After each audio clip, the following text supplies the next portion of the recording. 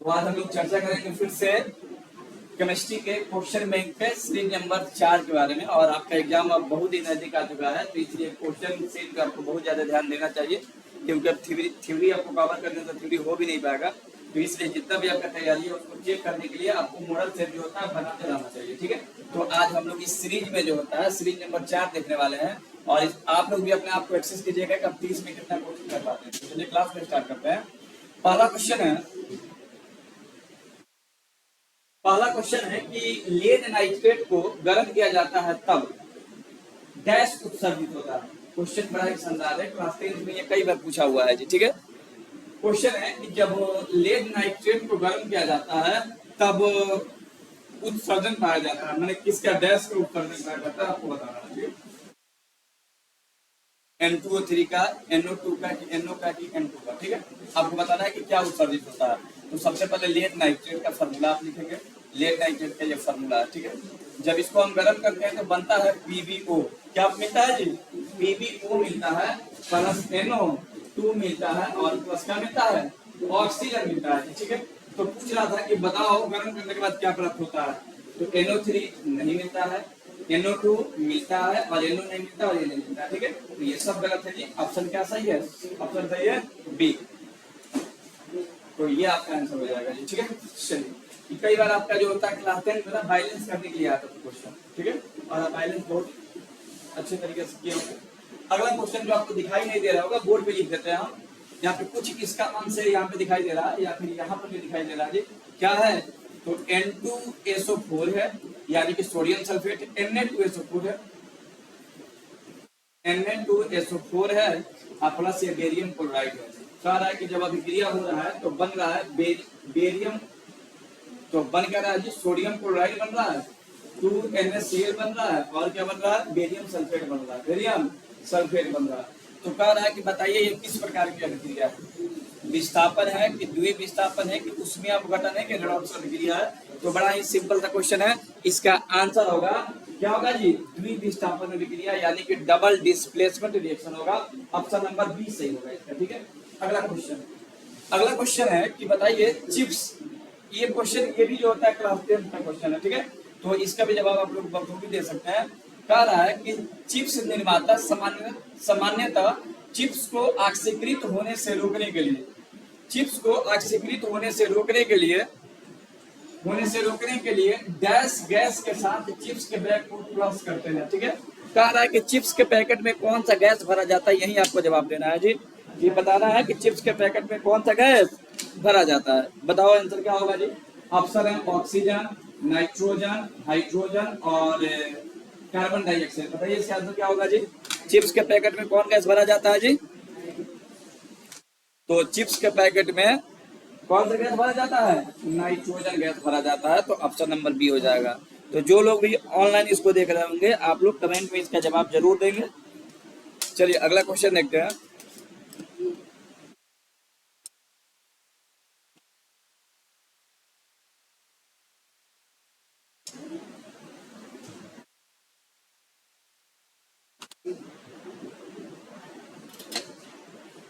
हाँ जी, अगला क्वेश्चन देखिएगा। अगला क्वेश्चन है कि चूने के पानी, कह रहा है कि चूने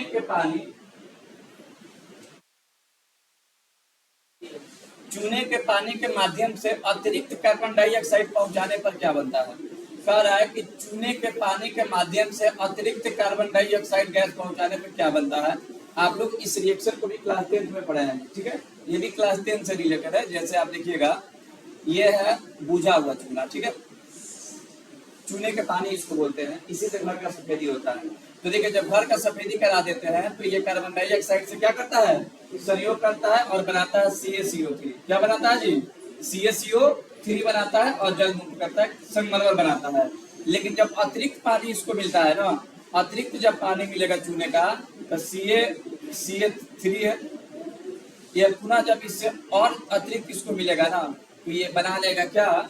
तो ये बना लेगा बाइकार्बोनेट बना लेगा, कैल्शियम हाइड्रोजन कार्बोनेट बना लेगा। इसी को कैल्शियम बाइकार्बोनेट कहते हैं, प्लस जब हो जाता है, ठीक है। तो देखिएगा, जब यहाँ पे CO2 से अभिक्रिया करना था ना, तो CO2 से अभिक्रिया कराने पर ये आपके कंपाउंड प्राप्त कैल्शियम हाइड्रोजन कार्बोनेट। ठीक है, तो इसका ऑप्शन हो जाएगा क्या, ऑप्शन हो जाएगा डी।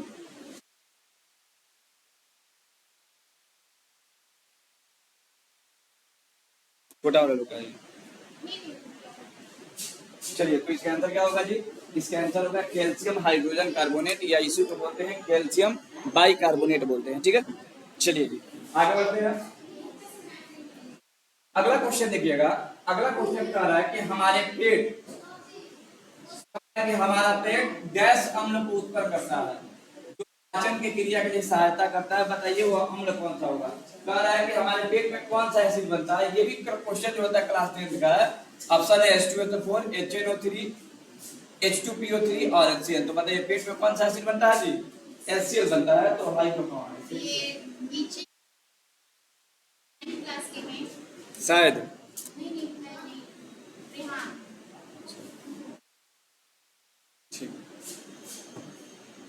अच्छा, इसको कॉपी दिखा दीजिएगा सामने, आइए सुबह नहीं कल सामने। अरे ये लोग कौन कौन दिया है लो। ठीक है, अगला क्वेश्चन है, कह रहा है कि बिच्छू बूटी के डंक मारने वाले बाल के चुभने पर जलने का दर्द एहसास होता है, कारण बताइए। कह रहा है कि वही जो बिच्छू जो होता है डंक मारता है, नहीं रहने दीजिए अभी। कह रहा है कि बिच्छू जब डंक मारता है तो किस कारण से दर्द आपको महसूस होता है, एथेनोइक अम्ल के कारण, मिथेनोइक अम्ल के कारण, कि प्रोपेनोइक अम्ल के कारण, कि ब्यूटेनोइक अम्ल के कारण। तो बताइए, ये चाहे बिच्छू का डंक हो और चाहे चिट्टी का डंक हो। ठीक है, तो इसमें कौन सा आपको पाया जाता है जी, कौन सा अम्ल पाया जाता है, मिथेनोइक अम्ल पाया जाता है। इसको फॉर्मिक एसिड भी कहा जाता है। क्या कहा जाता है, फॉर्मिक एसिड कहा जाता है। अगला क्वेश्चन है कि बोरेक्स, ठीक है, कह रहा है कि बोरेक्स के निर्माण के लिए डैश का उपयोग होता है, वाशिंग सोडा का, बेकिंग सोडा का, सोडियम हाइड्रोक्साइड का, सोडियम सल्फेट का। बताओ किसका प्रयोग होता है जी बोरेक्स बनाने में। तो याद रखिएगा, बोरेक्स बनाने में बेकिंग सोडा का प्रयोग किया जाता है। तो आंसर क्या हो जाएगा जी, बेकिंग सोडा। अगला क्वेश्चन देखिएगा, कह रहा है कि धातुओं की पतली तार के रूप में खींचने की क्षमता को कहते हैं। कह रहा है कि धातु है तार की तरह बना सकते हैं, किसकी तरह बना सकते हैं जी, तार की तरह बना सकते हैं। कौन से गुण के कारण, आघात वर्धनीयता के कारण, मेलेबिलिटी लचीलापन के कारण, प्रवाहकत्व के कारण, कि मधुर या स्पष्टता के कारण। किसके कारण जी, लचीलापन के कारण, या फिर आप उसको बोल सकते हैं तन्यता के कारण। किसके कारण, तन्यता, डक्टिलिटी के कारण। डक्टिलिटी के कारण जो होता है तार में धातुओं को तार बनाने के गुण पाया जाता है। अगला क्वेश्चन है कि डैश अधातु है लेकिन चमकदार है। कह रहा है कि ऐसा आपको अधातु बताना है जो क्या है जी, चमकदार है। ठीक है, कह रहा है कि डैश धातु है लेकिन चमकदार है। तो धातु कौन है, कार्बन है, कि क्लोरीन है, कि ब्रोमीन है, कि आयोडीन है। बताइए कौन ऐसा धातु है जो चमकदार होता है। तो इसका आंसर क्या हो जाएगा, आयोडीन। तो आंसर इसका होगा आयोडीन। ठीक है, अगला क्वेश्चन नंबर 40, कह रहा है कि ठंडे पानी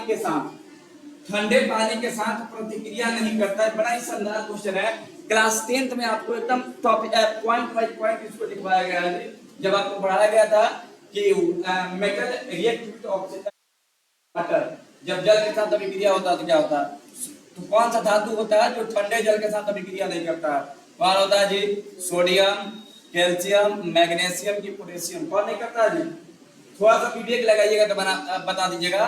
ठीक है, देखिएगा ये दोनों तो एक ही ग्रुप का है, तो दोनों तो होगा नहीं, ये भी दोनों एक ग्रुप का है। लेकिन मैग्नीशियम की बात करें तो मैग्नीशियम जो होता है ठंडे जल के साथ अभिक्रिया नहीं करता है। ठीक है, अगला क्वेश्चन है कि अत्यधिक तनु HNO3 के साथ मैग्नीज के प्रभाव से कौन सा गैस उत्पन्न होगा। देखो मैग्नीज एक धातु है, मैग्नीज क्या है जी, एक धातु है और HNO3 से अभिक्रिया कर रहा है। तो याद रखिएगा, धातु जब भी किसी एसिड से अभिक्रिया करता है ना, ये एसिड है जी। ठीक है, धातु किसी भी जब एसिड से अभिक्रिया करता है तो कौन सा गैस उत्पन्न करेगा, हाइड्रोजन करेगा। तो ऑप्शन क्या हो जाएगा जी, हाइड्रोजन होगा। ठीक है, अगला क्वेश्चन देखिएगा। अगला क्वेश्चन है कि बताओ क्रियाशीलता का क्रम क्या होता है। बड़ा ही शानदार क्वेश्चन है जी, ठीक है। ये देखो एक बार बात सुनिए, जितना भी हम लोग क्वेश्चन बनाया ना, अभी किसी का स्टैंडर्ड अच्छा नहीं है, मैंने सब जितने भी क्वेश्चन आए एकदम क्लास 10 स्टैंडर्ड के, ठीक है। इससे बाहर सब अभी तक एक भी क्वेश्चन नहीं आया। कह रहा है कि क्रियाशीलता का क्रम क्या होता है, तो क्रियाशीलता का क्रम ये होगा कि ये होगा कि ये होगा कि ये होगा। तो क्रियाशीलता का क्रम तब ना बता पाओगे जब आपकी क्रियाशीलता का क्रम आएगा। तो बताओ कैसे होता है। पहले क्या होता है, पोटेशियम सबसे अधिक क्रियाशील, उसके बाद क्या होता है, उसके बाद कैल्शियम, उसके बाद क्या होता है, एल्युमिनियम, उसके बाद जिंक, उसके बाद लोहा। जितना एलिमेंट दिया है सबके बारे में आगे लिख दिए। तो बताओ सबसे अधिक क्रियाशील एल्युमिनियम, गलत बात है जी। पहले मैग्नीशियम आएगा तब एल्युमिनियम आएगा, तो गलत है ना। दूसरा देखो, ध्यान दीजिएगा, मैग्नीशियम है, एल्युमिनियम है, जिंक है और लोहा है, ये सही जा रहा है। ये देखो इसका पालन कर रहा है। और ये देखो एल्युमिनियम के बाद मैग्नीशियम है, तो ये भी गलत है और ये भी गलत है, क्योंकि लोहा पहले है जी बाद में है। आंसर क्या होगा जी, आंसर बी होगा, ठीक है। मैग्नीशियम सबसे अधिक क्रियाशील, उसके बाद एल्युमिनियम, उसके बाद जिंक और उसके बाद लोहा दी गए सीरीज में, ठीक है ना। नहीं तो सबसे अधिक क्रियाशील कौन था। अगला क्वेश्चन देखिएगा, सल्फाइड अयस्कों को, क्वेश्चन है कि सल्फाइड अयस्क, देखो जी सल्फाइड अयस्क उसको बोलते हैं जिसमें एस लगा होता है। जैसे यहाँ पर हम लिखे हैं जिंक सल्फाइड, जिंक ब्लेंड इसको कहते हैं, सल्फाइड अयस्क है। तो कह रहा है कि सल्फाइड अयस्कों को ऑक्साइड में बदलने में, परिवर्तित करने में किया जाता है। मैंने कौन सा विधि का प्रयोग हम लोग करते हैं किसमें जी, देखिएगा सल्फाइड अयस्कों को ऑक्साइड में बदलने के लिए कौन सा विधि का प्रयोग करते हैं। तो याद रखिए दो विधि होता है ऑक्साइड में बदलने का, एक होता है निस्तापन विधि। देखिएगा सांद्रित अयस्क को, ध्यान दीजिएगा यार पूरा डिटेल देखते हैं। सांद्रित अयस्क को ऑक्साइड में बदलना है, किसमें बदलना है जी, ऑक्साइड में बदलना है। तो दो तरीका, तरीका कौन कौन सा है जी, एक है निस्तापन और एक है भर्जन। एक क्या है जी, भर्जन। भर्जन को हम लोग जारण कहते हैं, क्या करते हैं, जारण कहते हैं, ठीक है। तो देखिएगा निस्तापन में कार्बोनेट अयस्क प्रयोग होता है, कौन सा अयस्क, कार्बोनेट। और भर्जन में कौन सा अयस्क प्रयोग होता है जी, सल्फाइड। बताइए भर्जन विधि द्वारा किस अयस्क का प्रयोग करते हैं, तो सल्फाइड का करते हैं। तो यही तो पूछ रहा है, बताओ कि सल्फाइड को ऑक्साइड में बदलने के लिए कौन सी प्रक्रिया लगेगा। संयोजन गलत बात है, अपचयन गलत बात है, निस्तापन गलत बात है, भूनना क्या है, सही है। तो आंसर क्या सही होगा जी, डी होगा। देखो बाबू, भूनना को इंग्लिश में रोस्ट बोलते हैं, ठीक है ना। और इसको भी इंग्लिश में क्या बोलते हैं, रोस्टिंग बोलते हैं। क्या बोलते हैं, रोस्टिंग प्रोसेस बोलते हैं। बोले भाई का, तो आपका आंसर हो जाएगा डी।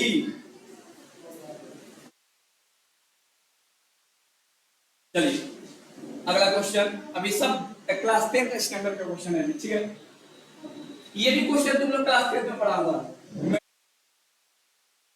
तो जितने लोग भी क्लास 10 वाले लोग इस वीडियो को देख रहे होंगे, उनको ये क्वेश्चन बनाने में किसी भी प्रकार का दिक्कत नहीं हो रहा होगा। और 11 12 वालों को क्या ही दिक्कत होगा, उन लोग का तो स्टैंडर्ड 11 12 का। चलो देखो जी, कह रहा है कि एक आयरन ऑक्साइड है, क्या है जी, आयरन ऑक्साइड है। यहाँ पे देख रहे हैं Fe2O3 है, एल्युमिनियम पाउडर के साथ अभिक्रिया हो रहा है, एल्युमिनियम के साथ, और बन रहा है पिघला हुआ लोहा। देखो ये है पिघला हुआ लोहा प्राप्त हो रहा है और एल्युमिनियम ऑक्साइड प्राप्त हो रहा है। बताओ ये कौन सी अभिक्रिया है, निस्तापन, उष्मीय अभिक्रिया, थर्मल अभिक्रिया की विस्थापन अभिक्रिया। बताइए क्या होगा जी, यह अभिक्रिया होगा थर्मल अभिक्रिया, यानी कि थर्मिट अभिक्रिया। क्या होगा जी, थर्मिट अभिक्रिया। और याद रखिएगा इस अभिक्रिया का प्रयोग रेल के पटरियों को जोड़ने में किया जाता है, जोड़ने में किया जाता है।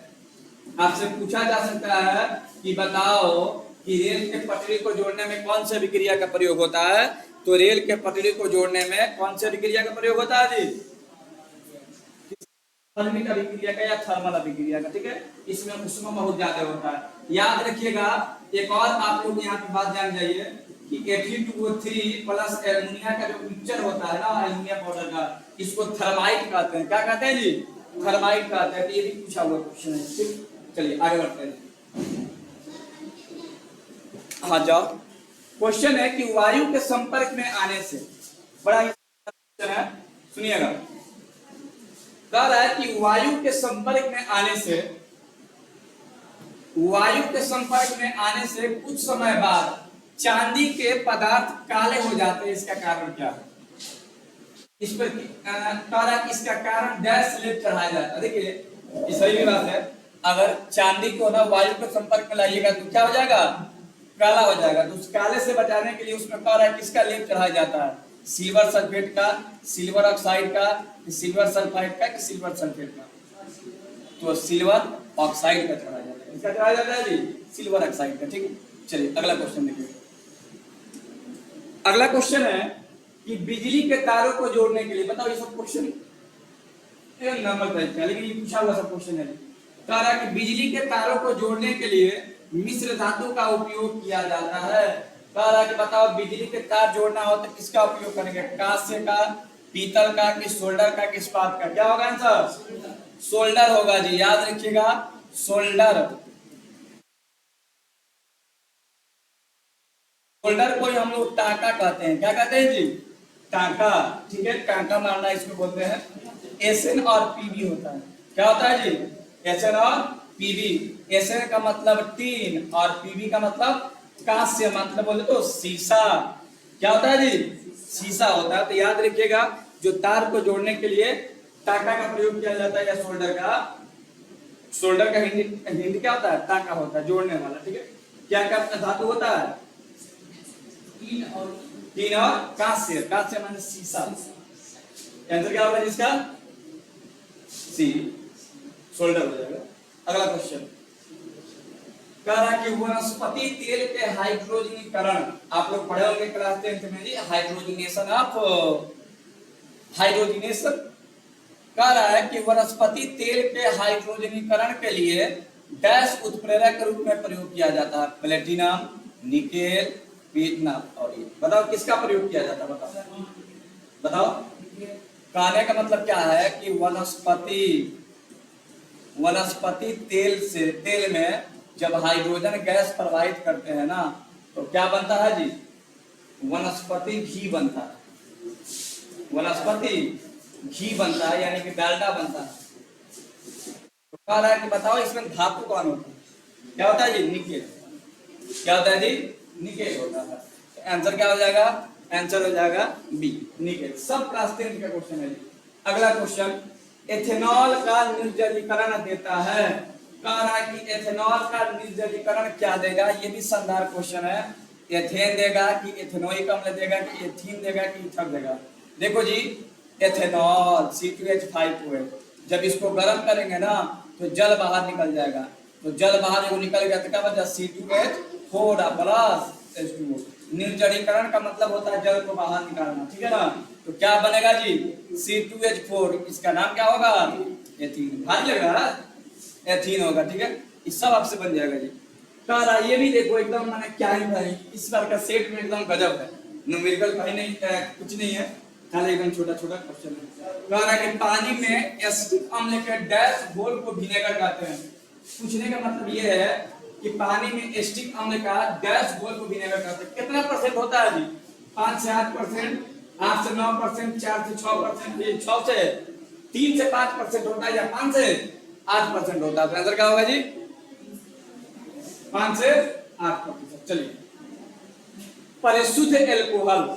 कह रहा है कि परिशुद्ध अल्कोहल का गलनांक कितना होता है? परिशुद्ध एल्कोहल नहीं है जी, एथेनोइक अम्ल का गलनांक कितना आपको बताना है। ऑप्शन दिया है 300, दूसरा दिया है जी 298, तीसरा है 210 और 310 और चौथा है 290। तो आपको बताना है कि इसका गलनांक कितना होगा।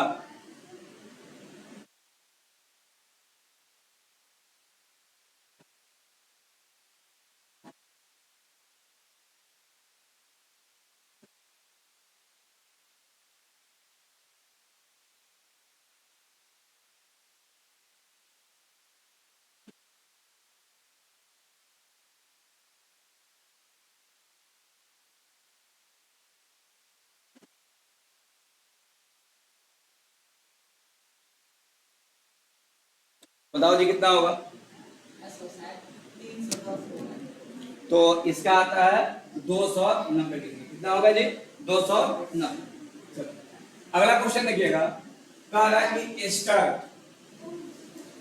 कि एस्टर अल्कोहल और कार्बोक्सिलिक अम्ल देने के लिए अम्ल और क्षार की उपस्थिति में अभिक्रिया कराना होता है, उसे क्या कहते हैं? पढ़े आप लोग। कह रहा है कि एस्टर बनाते हो आप, तो अल्कोहल की अभिक्रिया किससे कराते हो? कार्बोक्सिलिक अम्ल से कराते हो। तो ये प्रक्रिया एस्टर बन जाता है, तो इस प्रक्रिया को क्या कहते हैं? एस्टरीकरण कहते हैं, कि सल्फोनीकरण कहते हैं, कि जल अपघटन कहते हैं, कि ये कहते हैं? बताओ क्या कहते हैं? एस्टर बनने की प्रक्रिया को क्या कहते हैं? एस्टरीकरण कहते हैं। तो इसका आंसर हो जाएगा क्या? आंसर होगा ए। आंसर क्या होगा जी? आंसर हो जाएगा ए। चलिए आगे बढ़ते हैं जी। अगला क्वेश्चन देखिएगा, कह रहा है कि मेटलवाइड उपधातु डैश होता है जी। मैं आपको मेटलवाइड का पूछ रहा है। क्या पूछ रहा है जी? मेटलवाइड, और इसको ब्रैकेट में देना चाहिए। क्या देना चाहिए? मेटलवाइड का मतलब क्या होता है? उपधातु होता है। कह रहा है डैश है, मैं बता रहा है कौन उपधातु है। सिलिकॉन है कि कार्बन है कि मैग्नीशियम है कि लोहा है? बताओ कौन होगा जी? सिलिकॉन होगा। ठीक है, मेटलॉइड कौन है? सिलिकॉन। और याद रखिएगा, सबसे अधिक सिलिकॉन धरती पे कौन पाया जाता है? सॉरी, सबसे ज्यादा धातु धरती पे कौन पाया जाता है? सिलिकॉन पाया जाता है। ठीक, कौन का भी सुकू वैरायटी है, जिसका उपयोग ज्यादा होता है वो कम पाया जाता है, और जिसका कम उपयोग होता है वो ज्यादा पाया जाता है। ठीक है, क्या बोलते हैं? यूरेनियम की तरह। यूरेनियम 235 और 235 और 238 है। तो सबसे ज्यादा कौन पाया जाता है? 38 पाया जाता है। ये आओ इसमें आओ। धातु ऑक्साइड अम्ल से अभिक्रिया करता है तो एक्स बनाता है, पानी बनाता है। तो कह रहा है एक्स क्या है? धातु है कि अम्ल है कि क्षार है कि लवण है? अच्छी बताओ।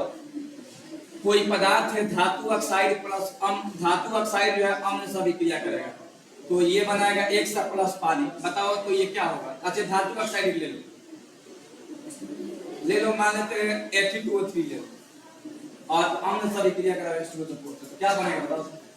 बनेगा FeSO4 बनेगा, और जल बाहर होगा। ये ना भाई होगा कि नहीं होगा? तो ये क्या बन रहा है? क्षार नहीं पगला, लवण है। क्या बन रहा है जी?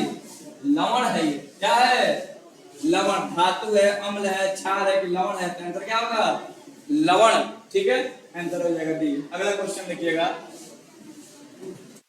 अगला क्वेश्चन ये भी आप जाना पहचाना क्वेश्चन कह रहा है कि हाइड्रोनियम आयन गैस है, H प्लस है कि H3O प्लस है कि O2 प्लस है कि OH माइनस है? तो हाइड्रोनियम आयन का फॉर्मूला होता है H3O का प्लस होता है। ठीक है, तो ऑप्शन क्या होगा जी? बी होगा। अगला क्वेश्चन है, कह रहा है कि शुक्र ग्रह का वातावरण, कह रहा है कि शुक्र ग्रह का वातावरण डैश के घने सफेद और पीले बादलों से बना होता है। कह रहा है कि शुक्र ग्रह पर सबसे ज्यादा क्या होता है? आपको बताना कौन? H2O, HCl, HNO3 और तो सबसे ज्यादा क्या पाया जाता है? सल्फ्यूरिक एसिड पाया जाता है शुक्र ग्रह पर। ठीक है, अगला क्वेश्चन, सोडियम क्लोराइड के जलीय घोल। सोडियम क्लोराइड समझ रहे हैं ना? NaCl। सोडियम क्लोराइड के जलीय घोल को कहते हैं ब्राइन कहते हैं कि मिल्क ऑफ मैग्नीशियम कहते हैं कि धुलाई का सोडा कहते हैं, बेकिंग सोडा कहते हैं? तो देखो, मिल्क ऑफ मैग्नीशियम कहते हैं MgOH के होल ट्वाइस कहते हैं ना। धुलाई का सोडा कहते हैं किसको? Na2CO 3x10H2O को कहते हैं। बेकिंग सोडा किसको कहते हैं? NaHCO 3 को कहते हैं। तो इसको क्या कहेंगे? जब तीनों ऑप्शन नहीं होगा तो बचेगा कौन? ए। तो याद रखिएगा, सोडियम क्लोराइड का जो घोल होगा उसको किस नाम से जानते हैं? ब्राइन के नाम से जानते हैं। तो आंसर हो जाएगा ब्राइन। एकदम सिंपल सा क्वेश्चन है जी साथियों। अगला क्वेश्चन देखिएगा, सोडियम कार्बोनेट का पुनः क्रिस्टलीकरण कराने पे क्या बनता है? देखो जी, सोडियम कार्बोनेट है, कह रहा है कि पुनः क्रिस्टलीकरण कराने से क्या उत्पत्ति होता है? तो पहले देख लो तब ऑप्शन देखेंगे। Na2CO3 ये सोडियम कार्बोनेट है। जब इसको क्रिस्टलीकृत कराएंगे, क्रिस्टलीकृत का मतलब होता है कि किसी भी कंपाउंड में जल के एक निश्चित अणु का जुड़ना। तो बताओ इनमें कौन अणु जुड़ेगा? बन जाएगा Na2CO3 × 10। अब तुम बताओ आंसर क्या होगा? इसको क्या बोलते हैं? कौन सोडा बोलते हैं जी? भवन सोडा बोलते हैं। तो बेकिंग सोडा, धुलाई का सोडा की क्या होगा? धुलाई का सोडा। बताइए समझ में आ रहा है?